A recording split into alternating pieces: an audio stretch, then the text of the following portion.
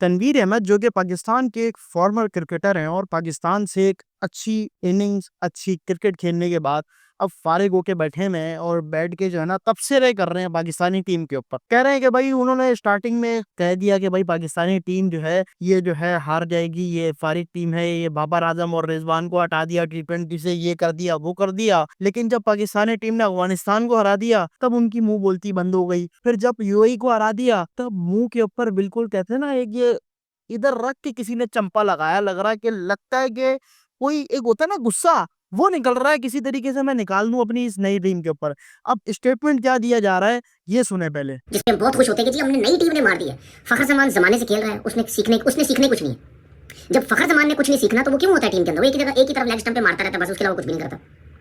साइम अयूब को टाइम हो गया खेलते हुए, ठीक है, क्या उसने उसने अभी सीखना है? वो नया लड़का है अभी। सलमान आगा को भी टाइम हो गया, टेस्ट क्रिकेट भी, वनडे क्रिकेट भी, T20 भी, सब कुछ हो गया। क्या उसने भी सीखना भी? क्या वो भी नया लड़का है? हाँ, साहबजादा फरहान की बात करते हैं, वो नया लड़का है। आप हसन नवाज की बात करते हैं, वो नया लड़का है। आप मोहम्मद हारिस की बात करते हैं, नया लड़का है। 25-30 उसके T20 मैचेस होने वाले, 100 उसने किया हुआ है, क्या वो भी नया लड़का है? 2 सिर्फ नए लड़के हैं और बाकी जितने भी मैंने लड़कों के नाम गिनाए हैं ये काफी अरसे से खेल रहे हैं भाई, ये कोई नए लड़के नहीं है। तो जी ख़वातीनो हज़रात देख सकते हैं आप कि कितना इर्रेस्पॉन्सिबल एक इतना भद्दा किस्म का जो है रिएक्शन दिया जा रहा है तनवीर अहमद के इस सिलसिले से कि भाई वो ये कह रहे हैं कि यार पाकिस्तानी टीम में तो नया लड़का कोई है ही नहीं, ये तो सारे पुराने प्लेयर हैं। हसन नवाज को हटा दो सिर्फ और साहिबजादा फरहान को हटा दो, इनके अलावा तो सारे यंगस्टर तो कोई नहीं है। इसके अंदर हारिस ने 25 मैच खेले हुए हैं, इसने इतने मैच खेले हुए हैं, उसने उतने मैच खेले हुए हैं, फखर जमान अभी तक उसको खेलना नहीं आ रहा, ये नहीं आ रहा। ज्यादा बात करने की आपको जरूरत नहीं है, आपको चीज को मैं प्रूफ कर देता हूँ और अभी बता देता हूँ। चक्कर ये है कि भाई पाकिस्तानी टीम के अंदर जितने भी ये प्लेयर्स हैं, जितने भी यंगस्टर हैं, जिनको यंगस्टर कह के आप एकदम पीछे फेंक रहे हो कि ये अभी क्यों नहीं आए, ये पुराने हैं, देखिए आपको एक चीज समझनी पड़ेगी, आपको यंग टैलेंट को टाइम देना पड़ता है। मैं आपको बोलूं कि आप पैदा होते ही क्रिकेटर बन गए तो ऐसा नहीं है भाई। आपने अपनी जिंदगी का एक लम्हा, एक टाइम, एक बहुत प्रीशियस टाइम, जवानी पूरी की पूरी निकाल कर क्रिकेट को दी, तो आज आप बैठ के क्रिकेटर बन के आज खत्म होके आप जो है ना अब इख्तिताम की तरफ जा रहे हो, तो आपको भी टाइम लगा। आपने भी आके पिच के ऊपर टाइम दिया, आपने भी सारी चीजें करी। अब इन यंगस्टर की जहां तक बात आती है ना कि 25-25 मैच, इन यंगस्टर के साथ सीन क्या होता है मैं बताता हूँ। इनको सेलेक्ट किया जाता है 15 के अंदर सेलेक्ट करने के बाद इनको खिलाया तो जाता है, लेकिन किसके ऊपर? इनकी पोजीशन के ऊपर नहीं खिलाया जाता। पहली चीज, आपके बाबर आजम, आपके रिजवान कभी भी अपनी जगह के ऊपर कॉम्प्रोमाइज करने को तैयार नहीं होते, चाहे फखर जमान को ऊपर भेजना हो या फर्स्ट डाउन के ऊपर कभी भी तैयार नहीं होते। और साइम अयूब को जो है बड़ी मुश्किलों से, बड़े प्रेशर के साथ साइम अयूब को जो है ना ओपनर रखा था, वरना तो भाई साइम अयूब के अंदर भी इनके ड्रामे शुरू हो गए थे कि बाबर आजम को क्यों नीचे भेज दिया, रिजवान को क्यों नीचे भेज दिया।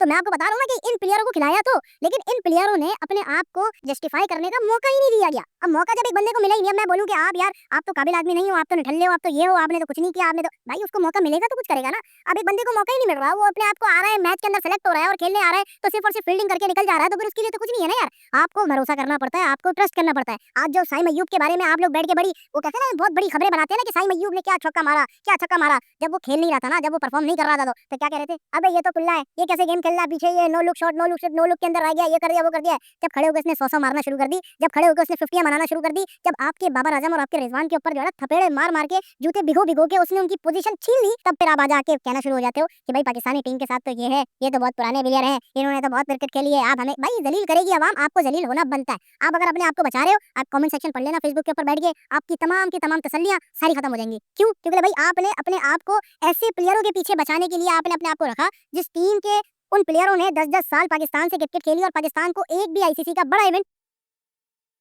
कुछ भी नहीं जिताया भाई। आप कहते हो ना बाबर आजम किंग है, काहे किंग है भाई?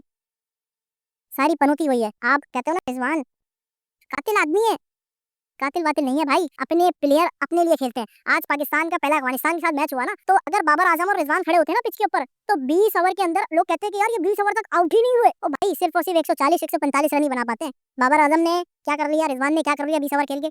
पाकिस्तानी टीम तो हारी ना यार। आप कुछ भी कर लो, आपका जब तक रिजल्ट सीधा नहीं आएगा, आपकी टीम सीधी नहीं होगी। जब रिजल्ट सीधे आना शुरू हो जाएंगे ना, जब आप एक प्लेटफॉर्म के ऊपर निकलोगे, खेलोगे, फेयरलेस क्रिकेट खेलोगे, तब आपकी ब्रिलियंस क्रिकेट को भी जो है ना बेहतरीन क्रिकेट समझा जाएगा। आपकी तुक्के वाली, नुल्ले वाली और कहते हैं ना टुल्ले वाले शॉटों को भी जो है ना टाइट कहा जाएगा। क्यों? क्योंकि भाई आप उस टाइम चल रहे हो, आपकी तोती बोल रही है। अब तोती पाकिस्तानी प्लेयरों की बोल रही है, यंगस्टरों की बोल रही है, तो अब जो है इनकी तोती बननी बारी, चलनी बारी। तो ये जो है ना बैठ के सिर्फ साइड में बैठ के, अरे यार बाबर आजम को निकाल दिया।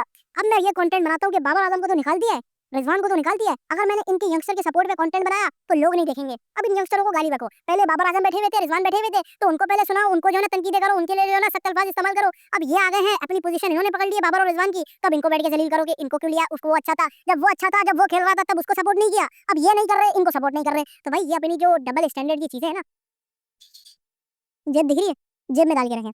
ये नहीं चाहिए आपको। आपके इन मशवरों से जो है ना पाकिस्तानी क्रिकेट टीम ना तो उठेगी, ना तो खेलेगी, ना तो कोई अच्छी परफॉर्मेंस करके देगी। अगर आपको अच्छी परफॉर्मेंस चाहिए है तो सीधी-सीधी बात है भाई, साइड में दुबक के बैठ जाओ। कोई बात करने की आपको ज़रूरत नहीं है, क्योंकि आपकी बात बिल्कुल पाकिस्तानियों के दिमाग से, पाकिस्तानियों की अकल से, पाकिस्तानियों के गुमान से बहुत दूर है।